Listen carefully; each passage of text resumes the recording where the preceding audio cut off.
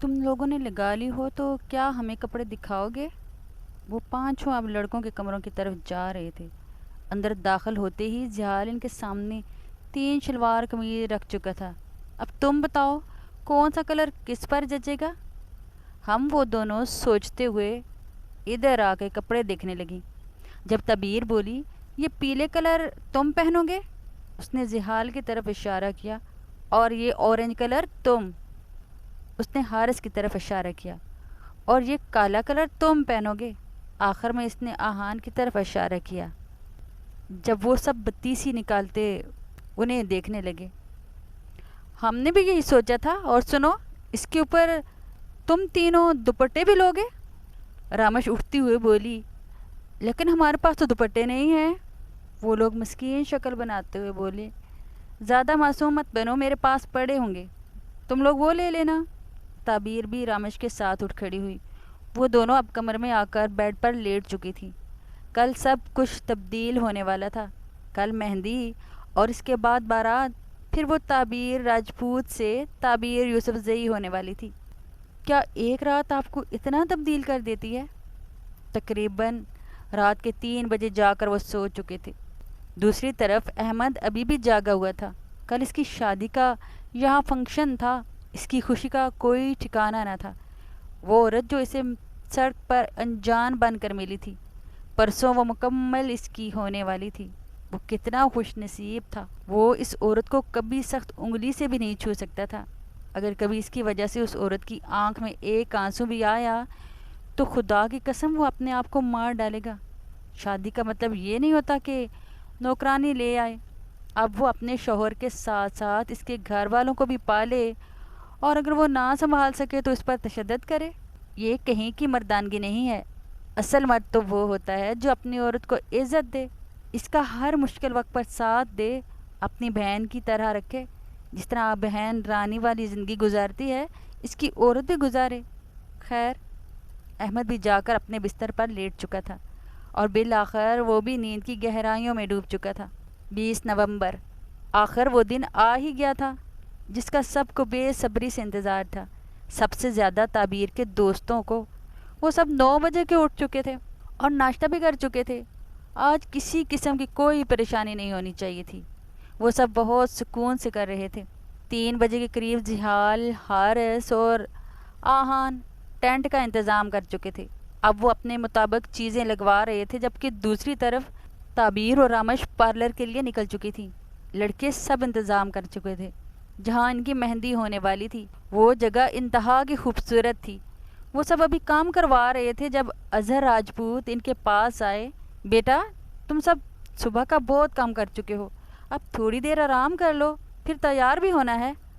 اظہر مسکراتے ہوئے بولے، بس انکل، ہو گیا ہے، ہم 2 منٹ میں تیار ہو جائیں گے۔ ہم نے کون سا پارلر جانا ہے؟ جہال ہنستے ہوئے بولا، جب حارث اس کے کان کے قریب جھکا۔ رات کو منہ پر جو چونا لگایا تھا وہ کیا تھا؟ حارث ابھی کہہ رہا تھا جب جہال نے اس کو کونی مار کر چپ رہنے کا اشارہ کیا۔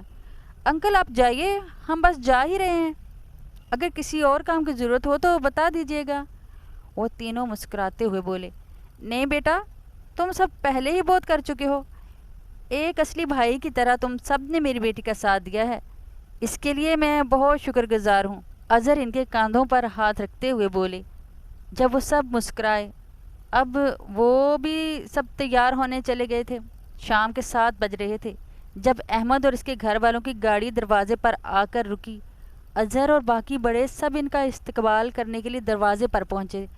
جہال، حارث اور آہان بھی وہیں موجود تھے۔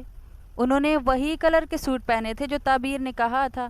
وہ تینوں بلا کے حسین لگ رہے تھے، لیکن وہ تعبیر کا انتظار کر رہے تھے، کیونکہ وہ میڈم جلدی میں انہیں دوپٹے بھی نہیں دے کر گئی تھی۔ گاڑی رکی جب احمد اور اس کے بھائی اور ماں نکل کر باہر آئے۔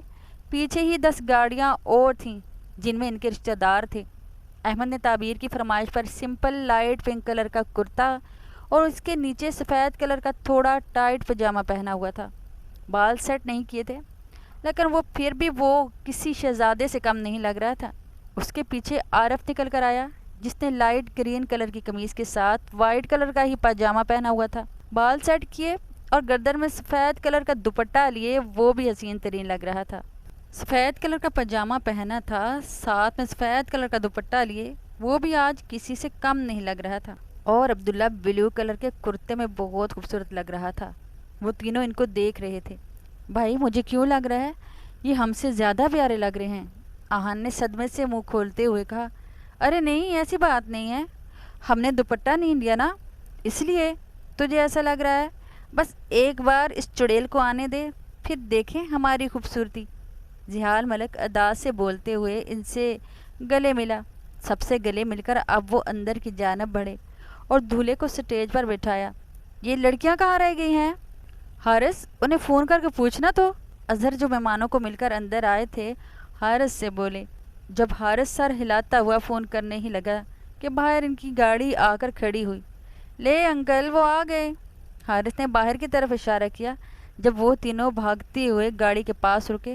ارے چڑیلو، دوپٹے تمہارا باپ دے کر جائے گا؟ تعبیر اور رامش ابھی گاڑی سے نکلی تھی جب وہ ان پر برس پڑے تھے۔ ارے ہاں، مجھے تو یاد ہی نہیں رہا۔ وہ لہنگا اٹھاتے ہوئے اندر کی جانب بھاگی جب وہ تینوں بھی پیچھے آئے۔ کمرے میں آ کر تعبیر نے جلدی سے ان کو دوپٹے دیے اور شیشے میں خود کو دیکھنے لگی۔ بتاؤ کیسی لگ رہی ہوں میں؟ تعبیر نے شیشے میں خود کو دیکھتے ہوئے ان نمونے سے کہا جن کو صرف اپنے دوپٹوں کی پڑی تھی۔ تعبیر نے لائٹ پنک لہنگے کے ساتھ ہلکی جیولری اور بال کرل کروائے تھے۔ بالکل سمپل لوگ تھی، لیکن وہ اس میں بھی غضب ڈھا رہی تھی۔ رامش نے اپنے لہنگے کے اوپر سمپل جیولری کے ساتھ بال کھلے چھوڑے ہوئے تھے اور دوپٹہ سٹائلش انداز میں زیب تن کیا تھا۔ وہ پانچوں ہی حسن سے بھرپور تھے۔ اس وقت وہ سب ابھی اپنے آپ کو ٹھیک کر رہے تھے جب تعبیر کی ماما اوپر آئیں۔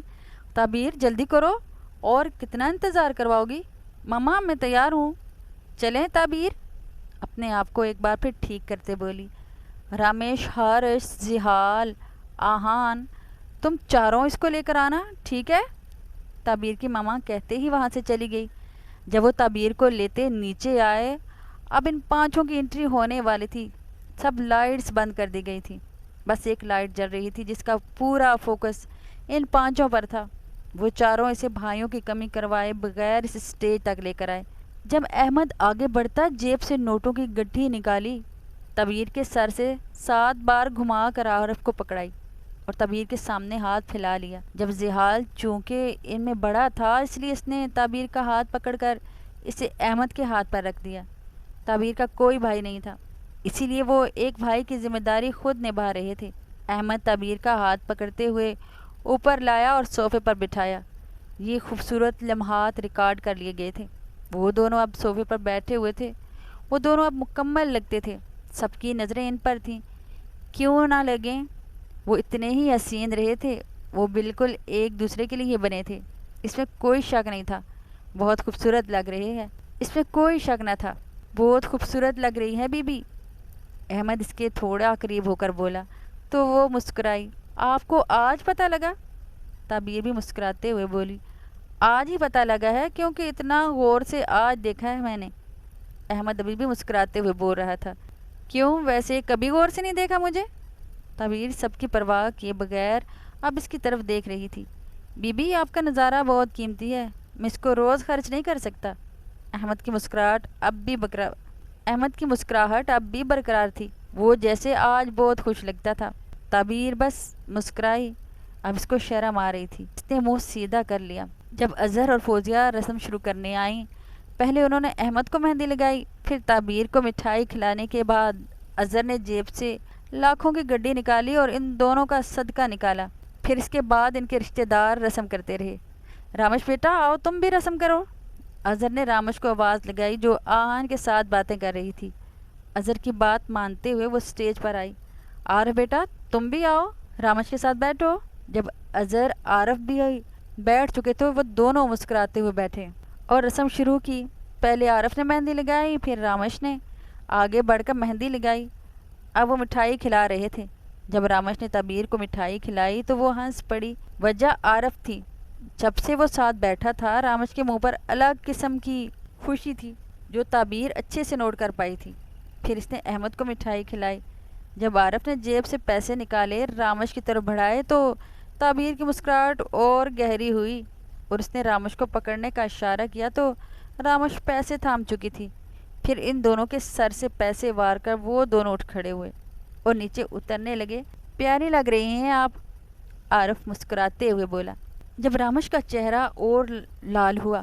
شکریہ، وہ بس اتنا ہی کہہ پائی۔ رامش نے نوٹ کیا نہ کیا ہو، عارف اچھی طرح نوٹ کر بیٹھا۔ ویسے آپ نے میرے ساتھ ٹریننگ کیوں کی ہے؟ عارف مسکراہٹ دباتے ہوئے بولا۔ جب رامش نے ایک دم اس کے کپڑوں کی جانب دیکھا، ان کے کپڑوں کا کلر بالکل ایک جیسا تھا۔ رامش کا بس نہ چلا، وہ کہیں جا کر چھپ جاتی۔ مجھے نہیں پتا تھا کہ آپ میری طرح کے کلر کا سوٹ پہنیں گے۔ وہ بھی تعبیر کی دوست تھی۔ اس نے اپنی شرم ایک طرف کی اور اس سے بات کرنے لگی۔ یہ تو میں بھی نہیں جانتا تھا، شاید ہمارے نصیب میں لکھا تھا ایک جیسے کلر کا سوٹ پہننا، وہ مسکراتے ہوئے بولا۔ جب وہ بھی مسکرائی، دوریاں مٹنے لگی تھی، شرم ختم ہونے لگی۔ وہ کف موڑتے ہوئے اوپر آئے۔ بیٹا، رسم کرنے جا رہے ہیں یا کشتی کرنے؟ اب احمد کی باری تھی۔ ان 3 نمونوں کی وہ تینوں کرتے کے کف موڑتے ذرا معصومیت سے بولے، جو آپ سمجھ لیں جیجا جی۔ آہن شیطانی مسکراہٹ کے ساتھ بولا۔ جب تعبیر ہنسنے لگی، جہال نے تیل کی چھٹی پیالی اٹھاتے ہوئے پورا تیل ہاتھ میں لیا اور وہی تیل اس کے سر میں لگانے لگا۔ وہ تیل اتنا زیادہ تھا کہ سر سے نیچے کی جانب آنے لگا۔ جب وہاں پر باقی 2 کا کہکا گونجا، احمد جہال کو گھرتے ہوئے وارن کرنے لگا تھا، لیکن وہ نمونے کسی سے ڈرتے تھوڑی تھے۔ جب قید میں تھے تب اپنی زبان کی وجہ سے اتنی کٹ کھائی تھی، تو اب کیسے چپ کر جاتے؟ احمد کے سر سے تیل نیچے گرا، اس کے کپڑے خراب کرنے لگا تھا۔ جب تعبیر نے ٹیشو پکڑتے ہوئے اس کا منہ صاف کیا، لائٹ کپڑے تھے، داغ لگ جاتا تو تھوڑا کم لگاؤ، تعبیر نے آنکھ مارتی ہوئی بولی۔ جب احمد کو سمجھ آیا کہ غدار تو اس کے ساتھ ہی بیٹھا تھا، حارث آگے بیٹھتے ہوئے مہندی اٹھا چکا تھا۔ وہ مہندی کی اس کا پورا منہ مہندی سے بھر گیا تھا۔ احمد تو جیسے صدمے تھا، یہ کیا کر دیا؟ اس کا رنگ نکل آیا تو احمد پھٹی پھٹی آنکھوں سے تعبیر کو دیکھتے ہوئے بولی۔ جب تعبیر نے ایک انگلی سے اس کے منہ سے تھوڑی سی مہندی نکالی اور اسے غور سے دیکھنے لگی، یا اللہ، یہ تم لوگوں نے کیا کیا؟ یہ تو 5 سیکنڈ میں اتنا گہرا رنگ چھوڑ جاتا ہے۔ تعبیر بھی ان کی طرف تھی، خوب ایکٹنگ کر رہی تھی۔ جب احمد منہ کھولے انہیں دیکھتے ہی جا رہا تھا۔ اب باری تھی آہان شاہ کی۔ آہان آگے بڑھتا مٹھائی کی پلیٹ تھام چکا تھا۔ آہان ایک گلاب جامن پکڑ کر دوسرا اس کے اوپر بٹھا چکا تھا، تیسرا اس کے اوپر، پھر چوتھا اس کے اوپر۔ وہ کم از کم 10 گلاب جامن ایک دوسرے کے اوپر رکھ چکا تھا۔ اب وہ ایفل ٹاور لے کر احمد کے قریب جا بیٹھا اور اس کے منہ کی طرف کیا۔ جب احمد گندے منہ بناتا اسے دیکھنے لگا۔ ارے احمد جیجو، اتنے گندے منہ تو نہ بنائے، دیکھیں ہم کتنے اچھے ہیں۔ اتنی زیادہ مٹھائی آج کل کے زمانے میں کون کھا لیتا ہے؟ کیوں نہ تعبیر؟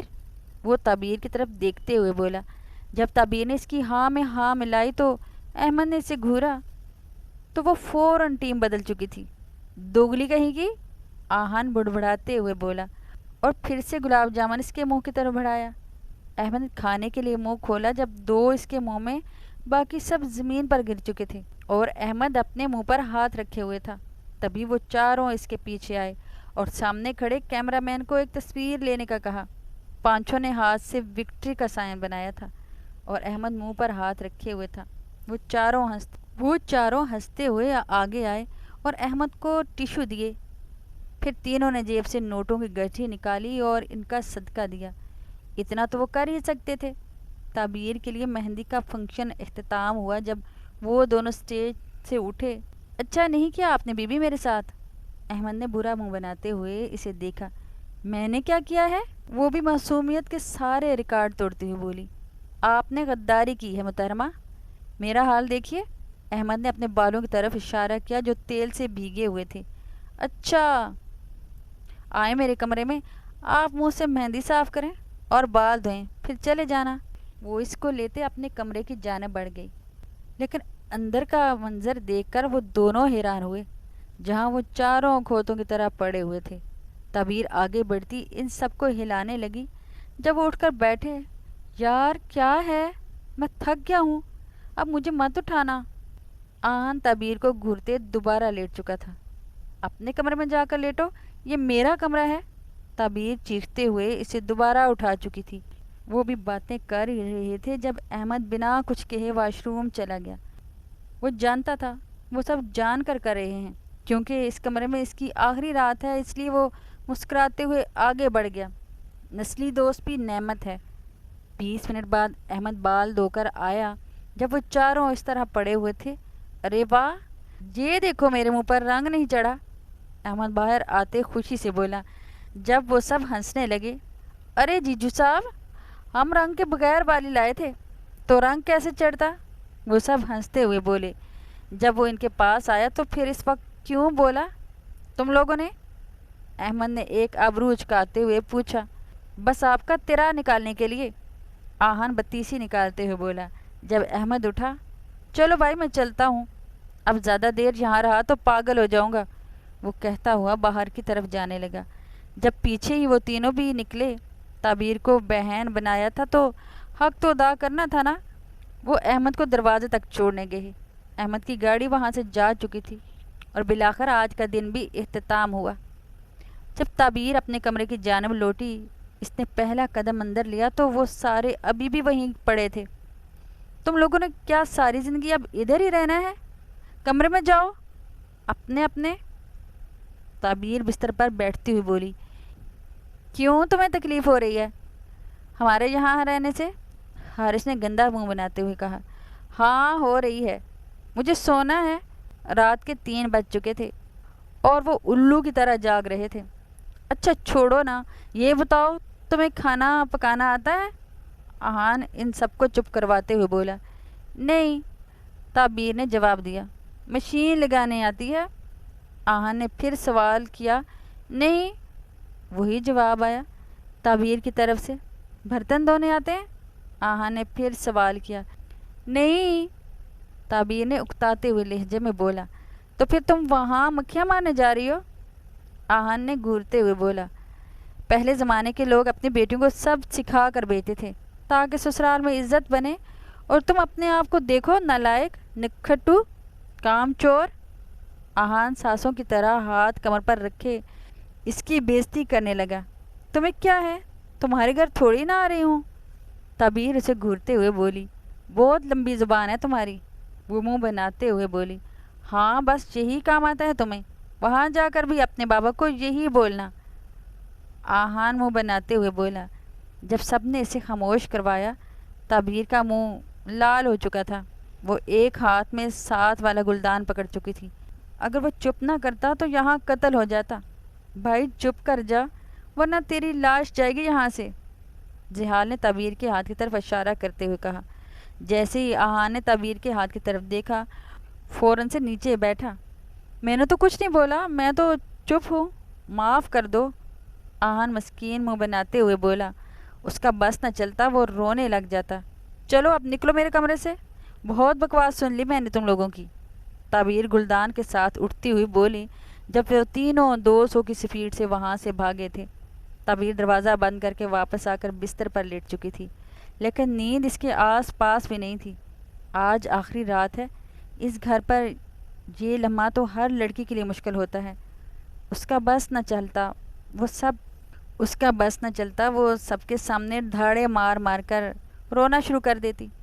آخر کار رات کے 5 بجے جا کر اس کو نیند آئی اور وہ سو چکی تھی۔ 21 نومبر۔ تعبیر کی آنکھ 7 بجے کھلی جب اس کو کوئی آواز آئی۔ وہ اٹھ کر بیٹھی تو آواز دروازے سے آ رہی تھی، کوئی دروازہ بجا رہا تھا۔ تعبیر اٹھو، وہ اٹھ کر دروازے کی جانب گئی اور دروازہ کھولا۔ جب آگے حارث کو دیکھ کر اس نے منہ بنایا۔ میڈم اٹھ گئی آپ، وقت دیکھا ہے؟ حارث اس کو گھڑی دکھاتا ہوا بولا۔ یار ابھی 2 گھنٹے پہلے ہی تو سوئی تھی، تعبیر آنکھیں مسلتے ہوئے بولی۔ تعبیر نیچے آؤ، ابھی 10 گھنٹے تم نے پارلر میں لگانے ہیں، 12 بجے ہم نے ہال کی طرف نکل جانا ہے۔ حارث بالکل اظہر کی طرح بول رہا تھا۔ تعبیر کو اس کے اندر واقعی میں اپنا باپ نظر آیا تھا۔ جب وہ اس کو بھیجتی واش روم چلی گئی۔ 10 منٹ بعد وہ نہا کر باہر آئی اور نیچے کی جانب چلی گئی۔ نیچے آتے ہی وہ ادھر ادھر دیکھنے لگی جب سامنے رامش آنٹی کے ساتھ کام کرتی ہوئی نظر آئی۔ وہ اس کی طرف بڑھی۔ رامش تم کیا کر رہی ہو؟ تعبیر اس کے پاس آئی ہوئی بولی۔ کچھ نہیں، بس آنٹی کے ساتھ، رامش انڈا توڑتے ہوئے بولی۔ وہ میرا دوسرا باپ حارث اٹھا کر گیا ہے؟ جب وہ ساتھ کام میں ہاتھ بٹا رہی ہو تو تب دونوں ہنسنے لگی۔ آنٹی تبیر کے پاس آئی۔ تبیر تھوڑا سا تو دیکھو کہ انڈا کیسے بناتے ہیں، وہاں جا کر اپنی ساس سے کھانا بنواؤ گی؟ انٹی پراٹھے اتارتی ہوئی بولی۔ احمد ہے نا، وہ بنائے گا میرے ساتھ۔ تبیر فریج میں کچھ ڈھونڈتے ہوئے بولی۔ یا اللہ خیر، اپنے شوہر سے کام کرواؤ گی تم؟ آنٹی حیرانگی سے اس کی طرف دیکھتے ہوئے بولی۔ ماما آپ فکر کیوں کرتی ہیں، میری بات ہو چکی ہے احمد سے، وہ میرے ساتھ کھانا پکانے پر راضی ہے۔ تبیر ان کے پاس آتی ہوئی دلاسا دینے لگی جب وہ اور صدمے میں جا چکی تھی۔ کیا تم نے اس بارے میں اس سے بات بھی کر لی؟ آنٹی اس کے سر پر تھپڑ مارتے ہوئے بولی۔ جب وہ منہ بنانے لگی، مما بس کر دیں یار، اب تو ویسے بھی میرا آخری دن ہے اس گھر میں، وہ ان کے گرد حصار بناتے ہوئے بولی۔ جب آنٹی نے اسے گلے لگایا، اس کی آنکھوں سے آنسو بہنے لگے تھے۔ تبیر کے علاوہ ان کا کوئی بیٹا نہ تھا، بیٹی صرف وہ تھی، اب وہ بھی جا رہی ہے۔ ماما آپ رو کیوں رہی ہیں؟ تبیر پریشان ہوتی ہوئی بولی۔ نہیں میں کیوں رہوں گی، میرا بچہ، آنٹی اس کو سر پر بوسہ دیتے ہوئے بولی۔ جب تبیر بھی رونے لگی، ارے تم کیوں رو رہی ہو پاگل، یہ دن تو لڑکیوں کے لیے بہت خاص ہوتا ہے اور تم رونے لگی ہو؟ رامش اس کے قریب آتی بولی۔ جب بھی پیچھے سے آہان شاہ نے انٹری ماری، کون رو رہا ہے؟ آہان نے کچن میں آتے پوچھا۔ جب رامش نے تبیر کی طرف اشارہ کیا، ارے چڑیل تم کیوں رو رہی ہو؟ رونا تو احمد کو چاہیے جو تم جیسی بلا کو لے کر جا رہا ہے۔ آہان ہنستے ہوئے آگے آیا۔ جب تبیر نے پاس پڑے بیلن کو اٹھایا، یار ایک تو تم یہ بات بات پر جو ارطغرل غازی بن جاتی ہو نا، نفرت ہے مجھے۔ آہان شاہ آنٹی کے پیچھے چھپتے ہوئے بولا۔ جب وہ دونوں ہنسنے لگے، پاگل بس کرو، آہان چلے جاؤ، اب ان دونوں کو پارلر چھوڑ کر آؤ۔ آنٹی دوسرا پراٹھا ڈالتے ہوئے بولی۔ لیکن ماما ناشتہ؟ تبیر منہ کھولے اپنی ماں کو دیکھ رہی تھی۔ سیدھا دوپہر کی روٹی کھانا، چلو جاؤ جلدی، آنٹی ان تینوں کو کچن سے باہر نکالتے ہوئے بولی۔ جب وہ تینوں منہ کھولے باہر کی جانب آئے، کوئی عزت ہی نہیں ہے یار، آہان پیچھے مڑتا ہوا بولا۔ تم اپنی چھوڑو، دلہن کی عزت دیکھو، رامش ہنستی ہوئی بولی۔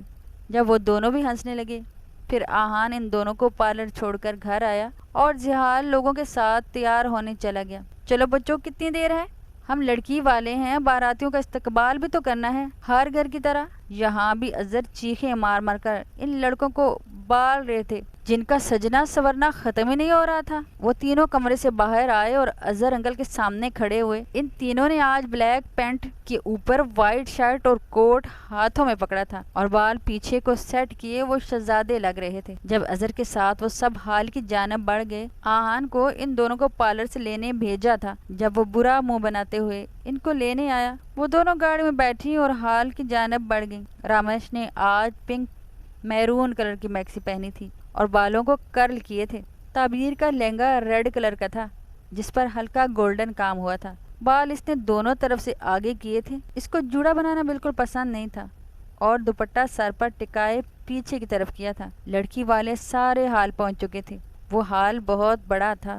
تبیر کی کزنز ہاتھوں میں پھولوں کی پلیٹ تھامے کھڑی تھی۔ جب دلہن کی انٹری ہوئی، رامش اسے برائڈل روم میں بٹھائے باہر آئی اور ہال کے دروازے کے سامنے ربن لگانے لگی۔ باندری یہ کیا کر رہی ہے؟ آہان اس کے پاس آتے ہوئے بولا۔ ربن لگا رہی ہوں، نظر نہیں آ رہا؟ رامش اسے اگنور کرتی ہوئی بولی۔ ہال کی افتتاح ہے آج؟ آہان سوچنے والے انداز میں بولا۔ جب رامش نے اسے گھورا، اچھا میں جا رہا ہوں، تم غصہ مت کرو۔ وہ موقع کی نزاکت کو سمجھتے ہوئے وہاں سے چلا گیا۔ جب لڑکے والوں کی انٹری ہوئی، احمد کے کزن اور بھائی ڈھول والے کو بھی لیے آئے تھے جس کے آگے اس کے کزن ناچ رہے تھے۔ تبھی زحال، حارث اور آہان بھی ان میں شامل ہو چکے تھے۔ بیگانی شادی میں عبداللہ دیوانہ، خیر وہ ان کے ساتھ ناچ رہے تھے۔ جب اظہر آگے بڑھتے احمد کو گلے لگا چکا تھا۔ اس نے میرون کلر کی شیروانی پہنی تھی، کوٹ وہ گاڑی میں ہی رکھ چکا تھا، وہ کہیں کا شہزادہ لگ رہا تھا۔ جب اظہر باقی سب سے ملتے ہوئے انہیں دروازے کی جانب گئے جہاں آگے رامش کھڑی تھی، احمد کی ایک طرف عبداللہ تھا جبکہ دوسری طرف عارف۔ وہ دروازے کے سامنے آتے رکے۔ یہ کیا ہے؟ احمد نے ربن کی طرف دیکھتے ہوئے پوچھا۔ بھائی ربن ہے، عبداللہ اس کے کان کے پاس بولا۔ جب عارف کی ہنسی نکلی، وہ بڑی مشکل سے اسے دبا چکا تھا۔ میں جانتا ہوں یہ ربن ہے، لیکن یہاں کیوں ہے؟ احمد رامش کو دیکھتے ہوئے بولا۔ اگر آپ نے اندر آنا ہے تو ہمیں پیسے دینے ہوں گے۔ جب آپ پیسے دے دیں گے تو یہ ربن کاٹ کر آپ اندر آ سکتے ہیں۔ رامش پوری بات بتاتے ہوئے مسکرائی جب عبداللہ نے جیب سے 100 کا نوٹ نکالتے ہوئے اس کی طرف بڑھایا۔ اتنے کافی ہوں گے؟ رامش نے 100 کا نوٹ دیکھا اور پھر عبداللہ کو، بھائی ہمیں 50,000 چاہیے۔ رامش ہاتھوں سے 5 بناتے ہوئے بولی، کیا اتنے کا تو ربن بھی نہیں ہے؟ عبداللہ منہ کھولتے ہوئے بولا۔ جب رامش بولی، تو ربن تھوڑے ہی نہ بیچ رہی ہوں میں تو اندر آنے کے پیسے لے رہی ہوں۔ رامش اس کی طرف دیکھتی ہوئی بولی، نانا بی بی تم تو ہمیں لوٹ رہی ہو۔ عبداللہ 100 کا نوٹ بھی جیب میں رکھتے ہوئے بولا، دیکھیں اندر آنا ہے تو پیسے دینے ہوں گے۔ رامش بھی ڈٹ کر بولی، ایک کام کرو، دلہن کو باہر لے آؤ، ہم یہیں سے رخصتی کروا لیتے ہیں۔ عبداللہ سینے پر ہاتھ رکھتے ہوئے بولا۔ جب پیچھے کھڑے وہ تینوں ہنسے۔ رامش نے اچھی طرح انہیں گھورا، تب وہ منہ پر ہاتھ رکھ چکے تھے۔ اچھا چلو، تمہیں 50,000 چاہیے نا، یہ لو۔ احمد جیب سے 50,000 کی گٹھی نکالتے ہوئے بولا، جب رامش نے مسکراتے ہوئے اس سے پکڑا اور عبداللہ کی طرف لہرایا جیسے اسے چڑھا رہی ہو۔ عارف رامش کی یہ حرکت دیکھ کر گہرا مسکرایا۔ رامش اسے کینچی پکڑاتے ایک طرف ہو گئی۔ جب وہ ربن کاٹتے ہوئے اندر آئے، جب تعبیر کی کزن ان پر پھول برسانے لگ گئی، لالا تم مانو نہ مانو لیکن ہمارا یہ بھابھی بہت مہنگا ہے۔ عبداللہ اس کے ساتھ جاتے ہوئے دھیمی آواز میں بولا، تمہارا بھابھی بھی بہت مہنگا ہے، ہر کوئی نہیں لے سکتا میرے سوا۔ احمد مسکراتے ہوئے بولا۔ جب عبداللہ نے کانوں کو ہاتھ لگائے، احمد کو سٹیج پر بٹھایا۔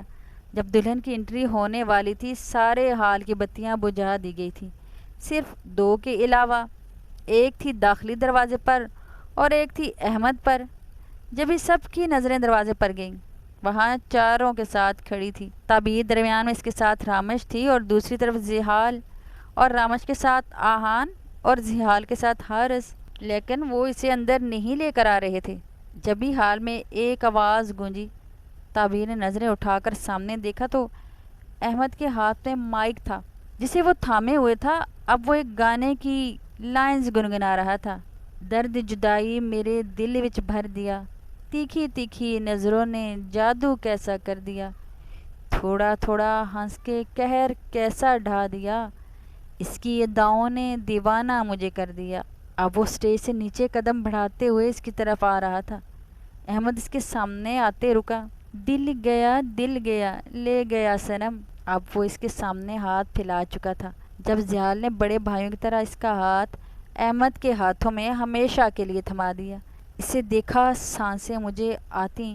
اب کم وہ اس کے ساتھ چلتی چلتی سٹیج تک جا رہی تھی۔ دھڑکن رک گئی، نکلے نہ دم۔ وہ اسے ہاتھ سے پکڑتا اوپر کی طرف آیا۔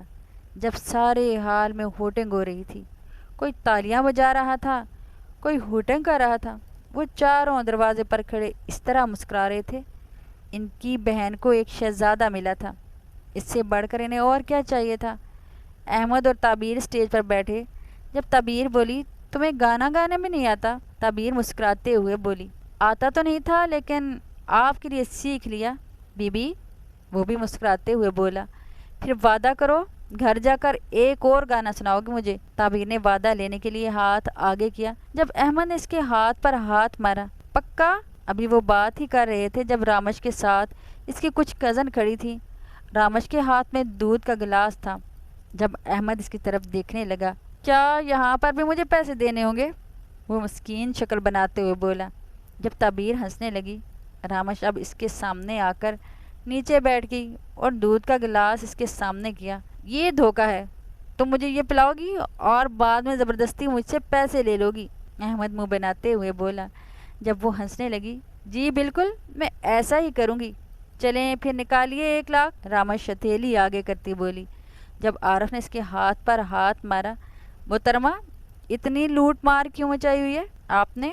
عارف احمد کے ساتھ والے صوفے پر بیٹھتا ہوا بولا، یہ میرا حق ہے، اس کو لوٹ مار نہیں کہتے۔ محترمہ رامش اس کی طرف دیکھتی ہوئی بولی، او بی بی تم پھر آ گئی ہمیں لوٹنے؟ عبداللہ تعبیر کے ساتھ والے صوفے پر بیٹھتا ہوا بولا، یا اللہ اس آدمی سے بچا لے۔ رامش دل ہی دل میں دعا کرنے لگی، مجھے آرام سے 1,00,000 دے دو اور یہ دودھ پی لو۔ بس رامش جلدی سے پیسے لے کر فرار ہونا چاہتی تھی۔ یہ کون سی غنڈہ گردی ہے؟ عبداللہ منہ بناتا ہوا بولا۔ جب رامش مسکین شکل بناتی ہوئی تعبیر کی طرف دیکھنے لگی، وہ اس آدمی کا مقابلہ نہیں کر سکتی تھی۔ میری بہن لے کر جا رہے ہو، اتنے پیسے تو بنتے ہیں۔ رامش بھی ڈٹ گئی۔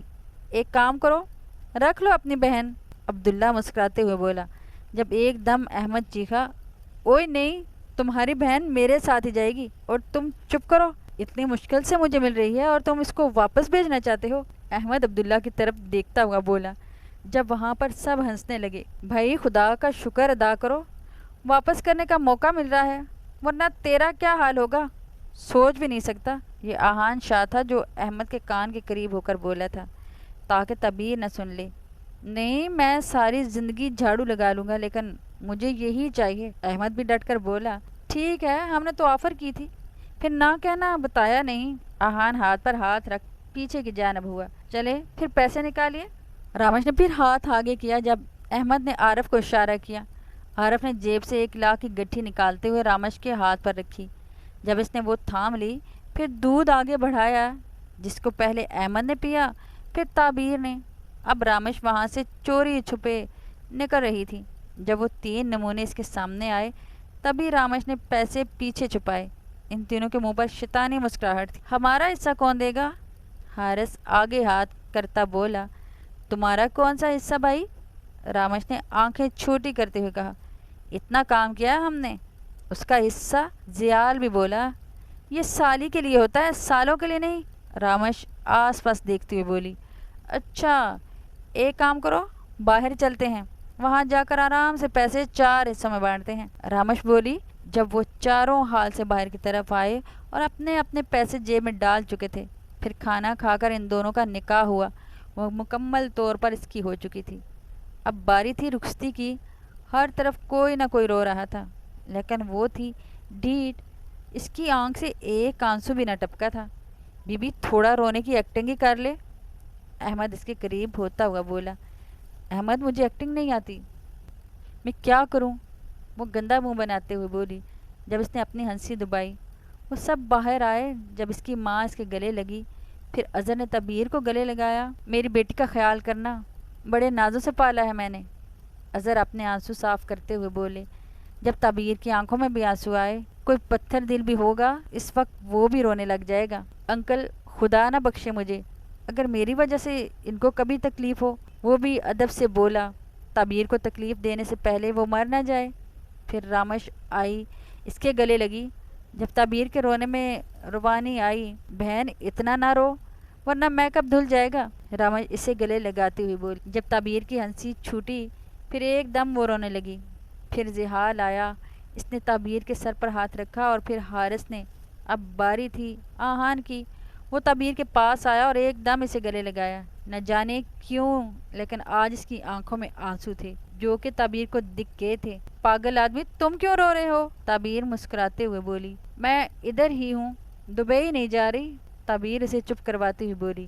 جب احمد اس کی پیٹھ سے ہلا لی، وہ کہیں نہیں جا رہی، یہی ہے، وہ ابھی بھی تمہاری بہن اور دوست، تم جب چاہو اس سے مل سکتے ہو، بلکہ تم ہر روز اس سے مل سکتے ہو، احمد نے مسکراتے ہوئے اس سے کہا۔ جب آہان بھی مسکرایا، پھر اظہر نے تبیر کو گاڑی میں بٹھایا۔ زحال، آہان اور حارث اس کی گاڑی کو دھکا دینے لگے جو ہر بھائی دیتا ہے۔ ان کی گاڑی حال سے نکلتی ہوئی اب گھر کو جا رہی تھی۔ اظہر کے گھر والے اپنے گھر کو نکلے۔ ان چاروں کا آج گھر جانے کو دل نہ تھا۔ وہ گھر جاتے بھی تو آگے انہیں وہ نہ ملتی۔ وہ سب ایک دوسرے کی طرف افسردہ ہو کر دیکھ رہے تھے، جیسے ابھی رونے لگے تھے۔ دل تو ان چاروں کا بہت چاہ رہا تھا، خوب روئی، لیکن وہ ضبط کر گئے۔ آؤ ہم چاروں اپنی گاڑی میں کہیں اور جاتے ہیں۔ تھوڑی دیر کے لیے زحال کہتا گاڑی کی فرنٹ سیٹ پر بیٹھا۔ جب حارث آیا، اس کے ساتھ والی سیٹ پر بیٹھا۔ آہن اور رامش پیچھے بیٹھے۔ وہ اب کہاں جائیں گے نہیں معلوم تھا۔ ہاں، لیکن یہ تو طے تھا کہ ابھی وہ گھر نہیں جائیں گے۔ احمد کی گاڑی اس کے گھر کے سامنے آ رکی۔ جب احمد نے تعبیر کی طرف کا دروازہ کھولا، اس کا ہاتھ پکڑ کر باہر نکالا، وہ دونوں ایک دوسرے کے ساتھ کھڑے تھے۔ احمد کا گھر بھی چمک رہا تھا۔ اتنی خوبصورت ڈیکوریشن کروائی گئی تھی کہ کچھ کہنا ہی نہیں۔ دلہن کا اچھی طرح استقبال کیا گیا تھا۔ جب احمد کی ماما تعبیر کو احمد کے کمرے میں بٹھا کر چلی گئی، 10 منٹ بعد احمد کمرے میں آیا تو وہ اس کے بستر پر بیٹھی تھی۔ وہ عورت اس کی ہو چکی تھی۔ اگر اب کوئی اسے گولی بھی مار دیتا تو وہ خوشی خوشی کھا لیتا۔ وہ چلتا ہوا اس کے قریب آیا۔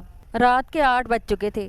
احمد بستر پر بیٹھا جب اس نے تعبیر کا گھونگھٹ اٹھایا اور ایک دم ان دونوں کی ہنسی نکلی۔ وہ ان سب کے عادی نہیں تھے۔ میری منہ دکھائی، تعبیر نے ہاتھ آگے کرتے ہوئے کہا۔ جب احمد نے اٹھتے دراز میں سے ایک ڈبہ اور ایک چابی نکالی۔ ماں نے تمہارے لیے بہت زیور بنایا ہے، لیکن یہ میری طرف سے۔ احمد نے چابی اس کے ہاتھ میں رکھی۔ وہ چابی فارچونر کی تھی۔ وہ جانتا تھا تعبیر فارچونر کی بہت شوقین ہے۔ پھر ایک چھوٹا ڈبہ کھولا جس میں چھوٹا سا بریسلٹ تھا۔ وہ ڈائمنڈ کا تھا۔ اس نے بریسلٹ نکالتے تعبیر کے ہاتھ میں پہنایا۔ کیسا ہے؟ احمد نے تعبیر کی طرف دیکھا جو کہ مسکرا کر بریسلٹ کو دیکھتی رہی تھی۔ بہت ہی خوبصورت، تھینک یو، تعبیر نے مسکراتے ہوئے کہا۔ وہ اس عورت کے لیے دنیا بھی لٹا سکتا تھا۔ تو یہ بریسلٹ کیا چیز تھی؟ اچھا ایک کام کریں، آپ جا کر کپڑے تبدیل کر لیں، پھر میں نے آپ کو ایک سرپرائز دینا ہے۔ تعبیر ہاں میں سر ہلاتے ہوئے شیشے کے سامنے جا رکی اور پنز اتارنے لگی۔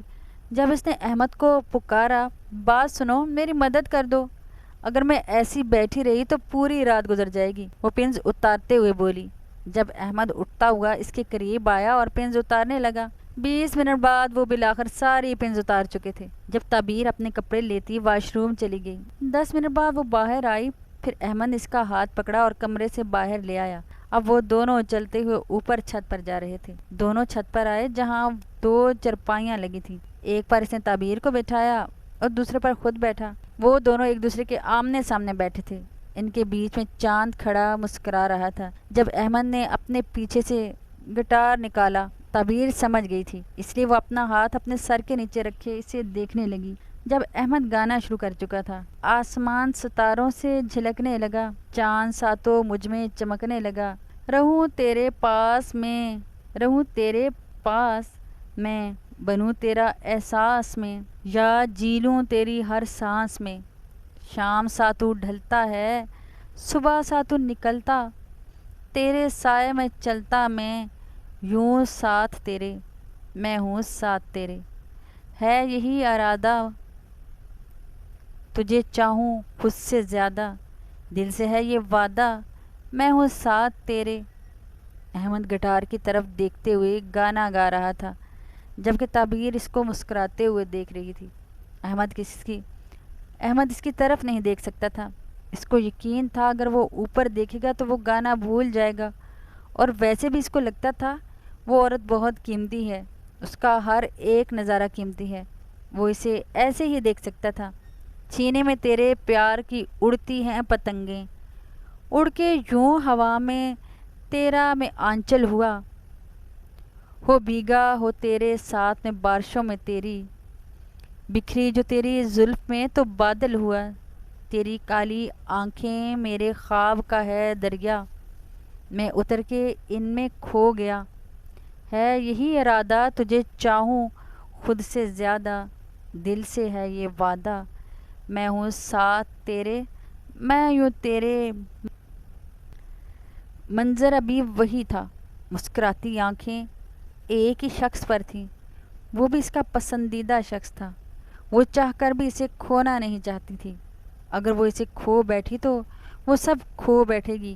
وہ کالی رات، آسمان پر ستارے مسکراتے ہوئے ان 2 محبت کرنے والوں کو دیکھ رہے تھے۔ اگر وہ اسے ایسی ہی دیکھتی رہتی تو وہ اس کے لیے پوری رات گانا گا سکتا تھا، اور وہ پوری رات اسے ایسے ہی دیکھ سکتی تھی، چاہے پھر بارش یا طوفان ہی کیوں نہ آ جائے ان کے راستے میں۔ آخر 2 محبت کرنے والے ملے تھے، عشق کی داستان مکمل ہوئی، اور اسی کے ساتھ یہ کہانی بھی ختم ہوئی۔